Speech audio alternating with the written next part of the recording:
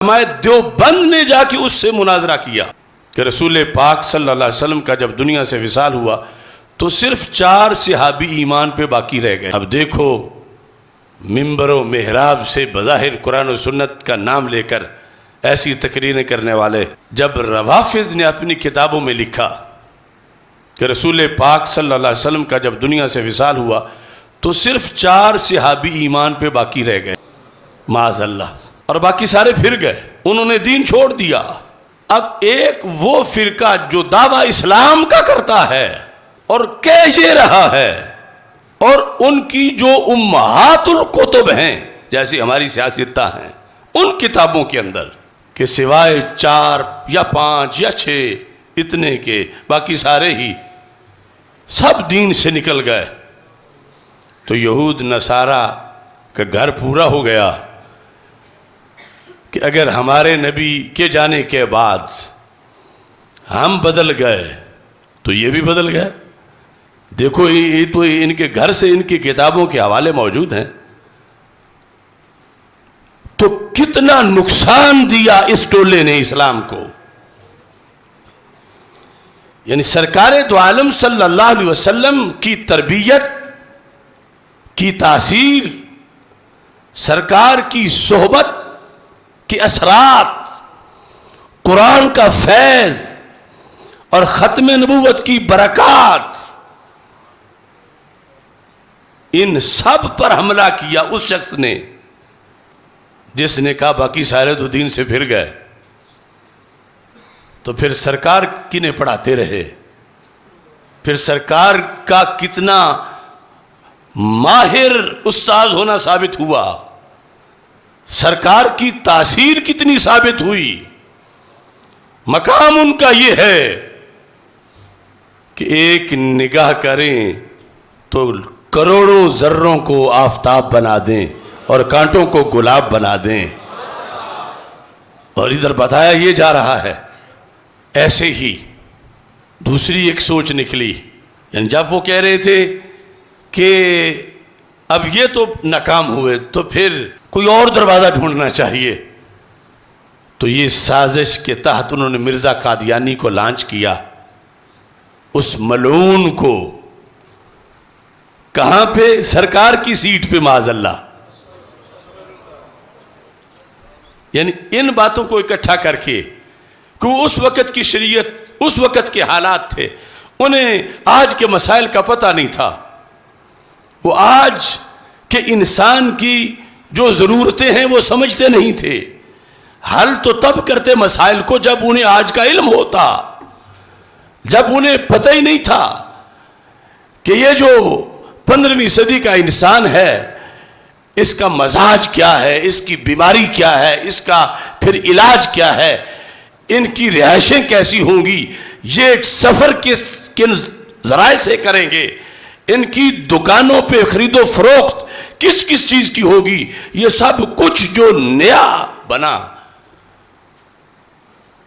یہ ساری بولی میں ان کی بتا رہا ہوں۔ انہوں نے کہا کہ یہ تو ان کے علم میں نہیں تھا، تو پھر اب نیا نبی چاہیے جو آج کی عہد کو جانتا ہو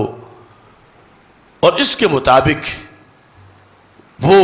لوگوں کے لیے نظام وضع کرے اور دین۔ پہلا کیوں دروازہ بند سمجھنے لگے وہ لوگ، کس بیس پر؟ کچھ ان تقریروں کی بنیاد پر جو ربیع الاول شریف کے پورے مہینے میں، ویسے تو پورا سال ہی، لیکن پورے مہینے میں وہابیوں دیوبندیوں کی مسجدوں سے کی جاتی ہیں کہ انہیں تو کل کی خبر نہیں تھی، انہیں تو دیوار کے پیچھے کا علم نہیں تھا، وہ تو امت کے حال سے واقف نہیں تھے، یہ کسی اور دشمنی میں بول رہے ہیں، لیکن اگلوں نے تو اپنا گھر پورا کیا کہ ٹھیک ہے، اگر دیوار کے پیچھے کے جانتے نہیں تھے تو پھر قیامت تک کے لیے کارآمد کیسے ہو سکتی ہے؟ اگر ان کو یہ پتہ ہی نہیں تھا کہ 15ویں صدی کے ایک مسلمان کی ریکوائرمنٹ کیا ہے، ان کی نبوت، بیماریاں کیا ہوں گی، علاج کیا ہوں گے، مسائل کیا ہوں گے، اگر ان کو یہ پتہ ہی نہیں تو پھر وہ ان کی نبوت حل کیسے کر سکتی ہے؟ پھر نئی نبوت چاہیے۔ اب دیکھو ممبر و محراب سے بظاہر قرآن و سنت کا نام لے کر ایسی تقریریں کرنے والے، یہ فکر اس پر مرتب کیا برطانیہ نے اپنی شیطانی وحی کو جو مرزا ملعون پہ نازل کی کہ تم پھر میدان میں آ جاؤ اور کہو کہ ٹھیک ہے وہ بہت شان والے تھے مگر اب وقت بڑا گزر گیا ہے اور اب حالات اور ہیں اور اس وقت کے مسائل میں سمجھتا ہوں۔ اب کس کی تقریروں نے قادیانیت کو سپورٹ کی؟ حفاظت دین کے خلاف چور دروازہ کس کی سوچ بنی؟ یہودیت اور نصرانیت کے لیے مواد فراہم کیا، بلکہ سب سے بڑھ کر تو کام اس فتوے نے کیا جو امت مسلمہ پر شرک کا فتوہ ابن عبد الوہاب نے لگایا۔ اور کس نے قادیانیت؟ ادھر ایک ٹولے نے کہا صحابہ کرام رضی اللہ تعالی عنہم میں سے 4 بچے تھے، باقی سب پھر گئے، اور ابن عبد الوہاب نے فتوہ جو لگایا تو اس نے یعنی جو اس کا خلاصہ بنتا ہے کہ اس نے کہا کہ ایک ہوا چلی جس سے بر صغیر میں عرب و عجم میں شرک پھیلا، یہاں تک کہ گھر گھر سے شرک ابھرا اور دین کا صفایا ہو گیا۔ اب اس کو وہ بیان توحید کہہ رہا تھا، لیکن یہود و نصارہ دلیل لے کے آ گئے کہ یہ اتنا بڑا شیخ تمہارا یہ کہتا ہے مسلمان سارے ہوئی مشرک گئے ہیں، تو اگر ہم مشرک ہوئے تھے تو تم بھی مشرک ہو گئے، اگر ہم ڈوبے تھے تو تم بھی ڈوب گئے، اگر یہودیت نصرانیت نے اپنے دین کا جنازہ نکالا تھا تو تم نے بھی نکال دیا، پھر تم کیسے سردار ہو؟ پھر تمہاری کتاب کیسے سردار ہے؟ یہ جو جھوٹا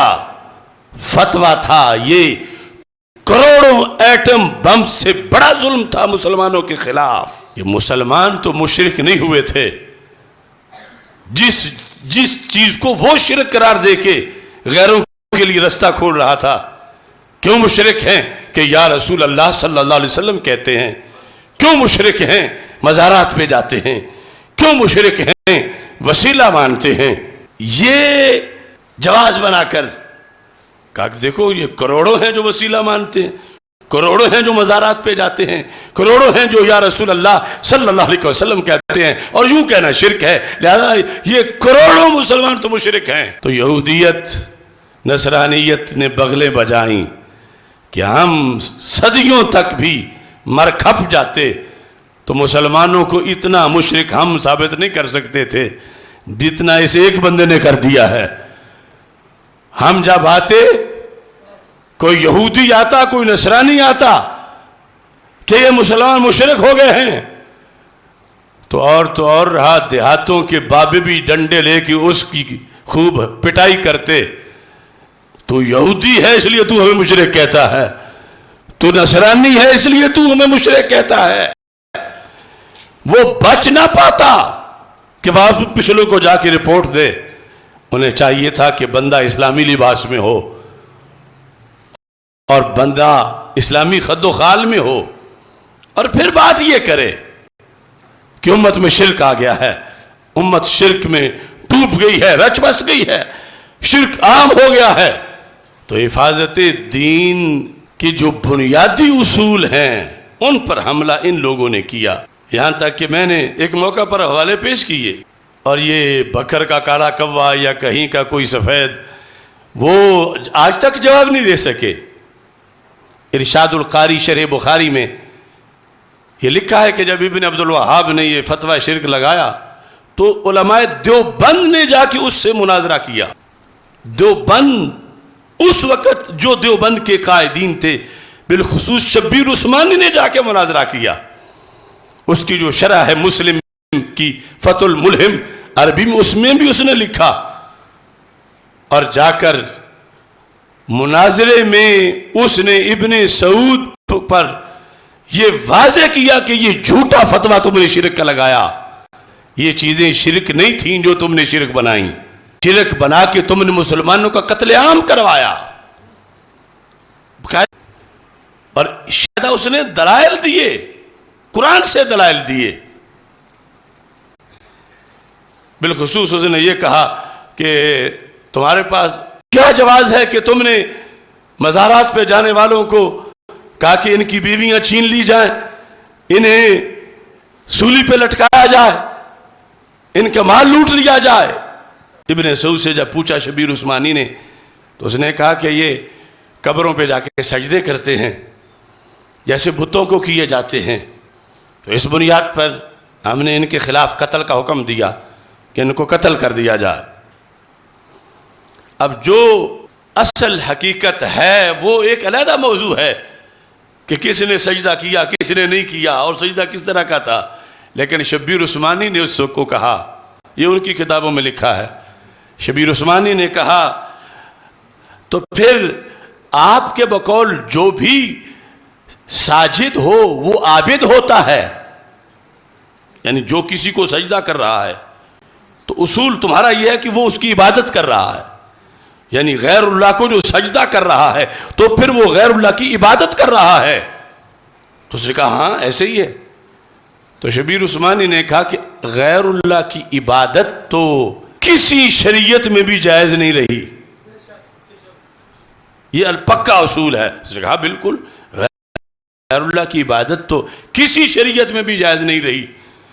تو شبیر عثمانی نے کہا جو یوسف علیہ السلام کے بھائیوں نے انہیں سجدہ کیا تھا،